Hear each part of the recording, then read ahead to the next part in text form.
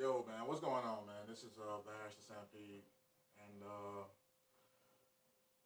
honestly, man, that time away that I had when I wasn't reviewing, I realized that I enjoyed that time off. I enjoyed not having to come up with skits or come up with some type of joke or come up with some type of logic to follow throughout the course of these videos, man, and do all this pasting and copying and trying to come up with all this stuff, man, and writing down material and things like that. I realized that I enjoyed that time to myself. You know, it got me and my girl closer together and all that type of stuff, so I enjoyed that. I enjoyed going out with my friends at bars and all that type of stuff. So I'm going to upload this Bleach video, and that's going to be it. I think I'm going to retire from YouTube right now to just focus on other things in my life. So you just gonna just give up on your subscribers? I mean, like, I just feel like that I'm done as far as that's concerned. You just gonna be like Obito and just quit? No, I mean, I'm done. I'm not being Obito, man. Come on, I ain't doing this shit over no bitch. But you just said something about your girl though. I mean, yeah, but that's different though. My girl, the same age as me. So that make it okay for you to just be a little pussy and just quit? No, I'm not giving up and quitting. I'm not. Yes, you are. No, I just said that I'm quitting YouTube, but it's not. I can make this channel a whole lot fucking better than you ever could, you bitch. You know what? I make videos just to spite your ass. I will make videos just to show you how far I can make this shit. I swear to God, bitch. By the end, what month is it? October. By the end of November, damn it, I'm gonna have 500 subscribers, and I'm guaranteeing that shit right now. You just fucking wait. You fucking wait. I'm just a step away, I'm just a breath away, losing my faith today. I'm falling off the edge today. I am just a man, not superhuman. I'm not superhuman. Someone save me from the hate. It's just another war, just another family torn. Falling from my feet today. Just a step on the edge, just another day in the world we live. I need a hero to save me now. I need a hero. I need a hero to save my life. A hero will save me. Just in time. I've gotta fight today to live another day. Speaking my mind today. My voice will be heard today. I've gotta make a stand, but I am just a man. I'm not superhuman. My voice will be heard today. It's just another war, just another family My torn. voice will be heard today. It's just another kill. The countdown begins to destroy ourselves. I need a hero to save me now. I need a hero. Before I even get into this review, how many of y'all took that skit seriously? Just out of curiosity, how many people took that shit seriously? But that skit aside, man, let's talk about Bleach 555. For those who don't know, 555. But this chapter was a dialogue heavy chapter, which is cool. You know, it's not like I need slashes and fucking hacking and blood and guts all over the place. Though there was one explosion that kind of happened that I hope didn't kill a certain character, but yeah, it was a pretty much a dialogue heavy chapter, which is cool, you know. But the chapter starts off, and we are back to the Spirit Palace, the Soul King domain, and Korenji is like saying he's talking to someone, and it's revealed to be Ichigo, and Ichigo has some new clothes on, and they look pretty awesome. They look pretty badass, but you can tell that it was made by that woman, Shintaro, and I like Ichigo's new outfit. I think it's pretty cool. I think it has a unique style about it. I'm pretty sure that it's meant for I won't say training purposes, but more than likely it's kind of that's kind of a generic thing they do in manga and anime, right? Especially shonen manga. A character arrives with some type of either weighted clothing or something that's going to suppress his true power until he takes it off and fights the quote-unquote strongest enemy. You know, so there's that. You know, because I'm pretty sure Ichigo is not going to take everything off right away until like it comes to the end. You know, he took off the headgear thing, and you kind of see he had a. But I get to that shit in a second. After this, Ichigo kind of scans the area. He's looking for the pillar thing that shot the Soul King people that shot the Zero Squad into the sky. He's looking for that, and Korinji's like, no, we can't use that all the time, so you're gonna have to use this. And there's like some magical stairs that the robot armed woman makes appear. I hate to even like make this comparison, but it reminded me of Snake Way, Dragon Ball Z. Goku had to run from King Kai's planet back to Earth. The only way to get there was through Snake Way, so he had no choice. But that's exactly what it reminds me of. It reminds me of that, you know, just something that's gonna delay the main protagonist from getting to the battlefield right away. So I mean, it's kind of generic, but you know, it works for all intents and purposes. It works, you know. But yeah, Korinji said that it will take Ichigo running with Shunpo a week to get there, and Ichigo's like, yeah, whatever, you know, because Korinji thought Ichigo was gonna freak out and he was looking forward to it, but Ichigo didn't. He was like, okay, whatever. Ichigo was like, if I run at my fastest, you know, full speed, then I should get there in half a day. So he cut it from 7 days to 12 hours. So that's good. You know what though? I'm gonna start like speaking in Korinji's voice with a really heavy downplayed southern accent. I apologize for y'all, but we're gonna speak in Korinji's voice with a southern accent because the way they have him talking, it just sounds weird. You're taking the scenic route now, buddy. But yeah, they have them, you know, dropping the G's and stuff like that, so it's just kind of weird to hear. But after that though, Ichibe shows up, bonds to some of you, and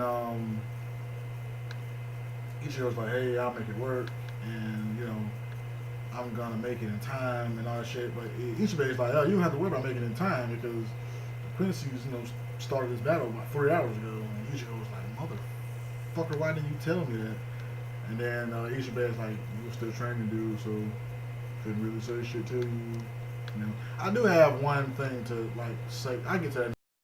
And then for some reason though, Nemaya isn't there, but I do see everyone else from the fucking from the Zero Squad, and you see what the fuck is her name? I can't remember. Kiryu. I almost couldn't remember. Kiryu Hikafune. She's there. She's fat again, and she throws Ichigo some food, and she's like, "If you get hungry, eat this." And then he's like, "Yeah, if I'm running on empty during the fight, I'll sneak a grab." And he's leaving and shit. And they all comment on like how he's a totally different person and how he got stronger. But Ichibe is like, he didn't just get stronger physically; he got stronger, you know, spiritually, mentally, and all that type of shit. And now he is a authentic Shinigami. He's a true Soul Reaper. But yeah, it's showing Ichigo talking to Urahara, and he's like, hey, I don't want to sound arrogant, but hold out until I get there. You know, hold out on the fighting until I get there. I'm definitely gonna do something about it. I don't want to sound like a tool, but I am gonna do something when I get there. So please hold out. And Urahara gives Ichigo that kind of smile. He's like, understood, buddy. And then it shows Ichigo taking off the head thing like I made a reference to earlier, and he just zooms away, just zooms away. And then we get the title page after that, and it's called The Hero, as noted by the song I chose in my intro. And we see Bambayetta. You know what? I have to make a reference to this too. I watch I watch a lot of reviewers or whatever. Well, not a lot, but you know, a few. But some of them pronounce her name as Bambita, and like I don't understand why, because it's spelled almost exactly like Henrietta. So for it to say, like, why pronounce it Bambita? I mean, I'm just assuming. Now the last name, I was like, is either Bastardine or Bastardine? I don't know. But the first name, as soon as I saw it, I just thought Bambayetta. That's the first thing I thought. But you know, whatever. But it shows her, and she's in her Valstandig. She's in that mode or whatever, and it looks pretty cool though. She still has a little pinwheel thing up there, but her wings aren't as weird looking as Super Nazi's was. And Shinji's like, what is that? And that's what I was talking about. You see an explosion happen, and it looks like it happened in front of him. You know, like it looked like it was in front of him. You know, which I'm hoping is going to give him enough time to just do that. You know what I'm saying? But at the same time, it looks like it's around this part of his body. So I hope that didn't happen, because that's going to annoy the shit out of me if, you know, all of a sudden now he's just out of the fight for a while because he just got blown up by some little bitch. It's going to annoy the shit out of me, though, man. I swear. After that, it cuts to the the girls that were with Bambayetta, and one of them, I can't remember her name. I think that's Candace. I think. Yeah, I think so. Candace, Candy, whatever.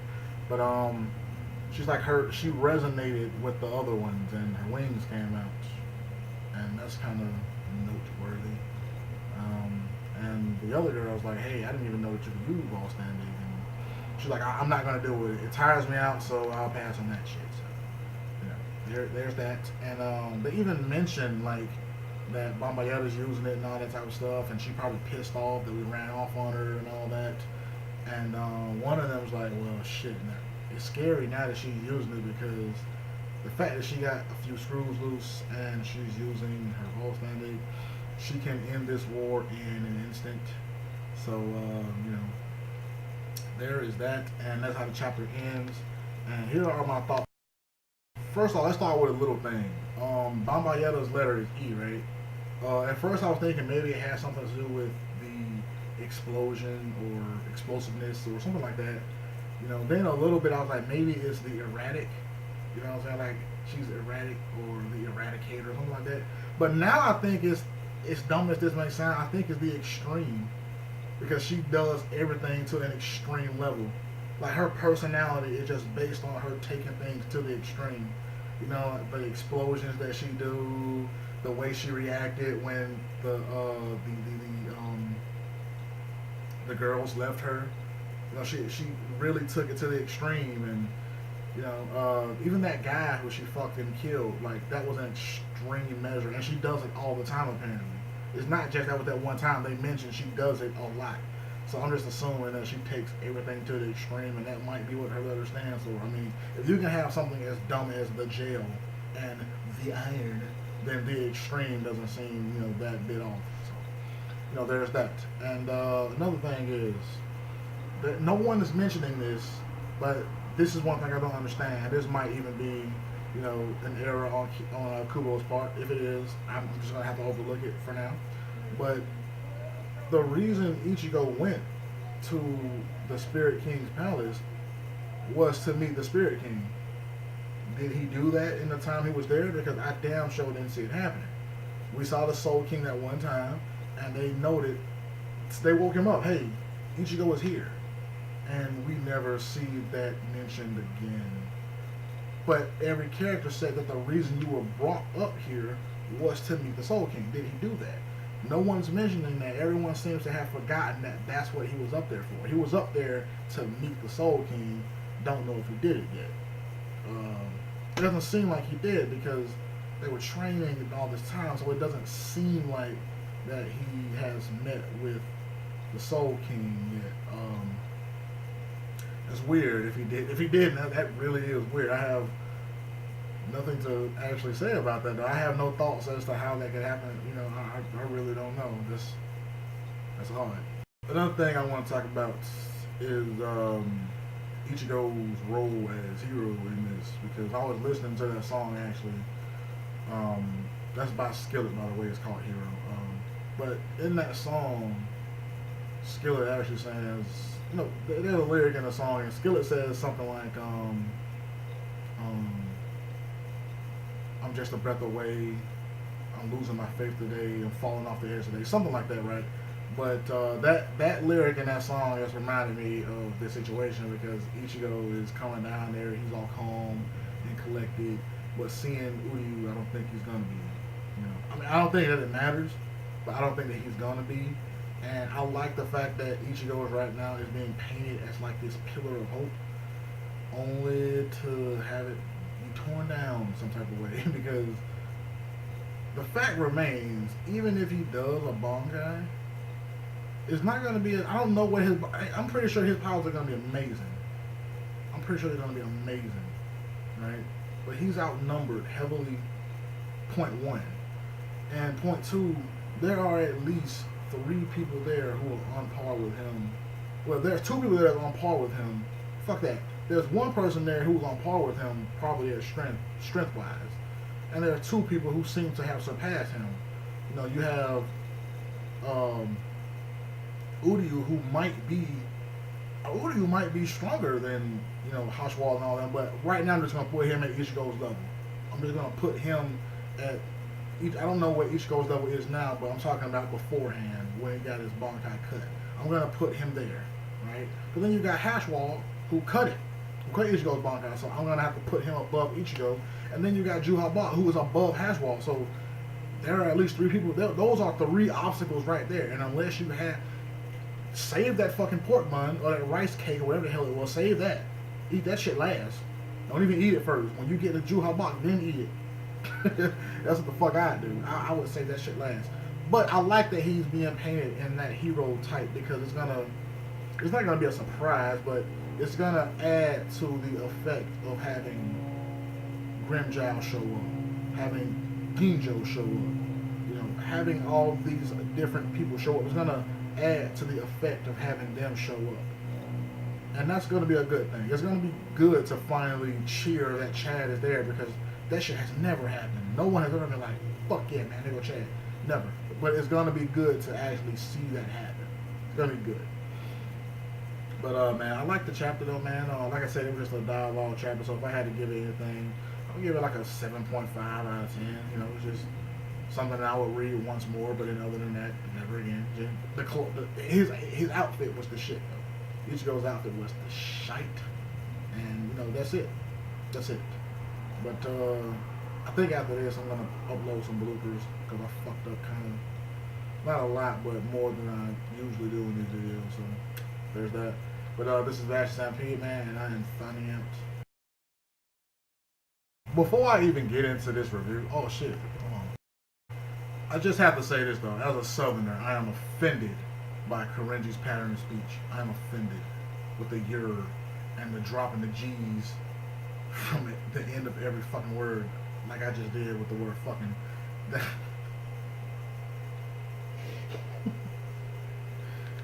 You can tell that was made by that woman Shintamaru, whatever the fuck her name is, that woman with a robot dildo hands.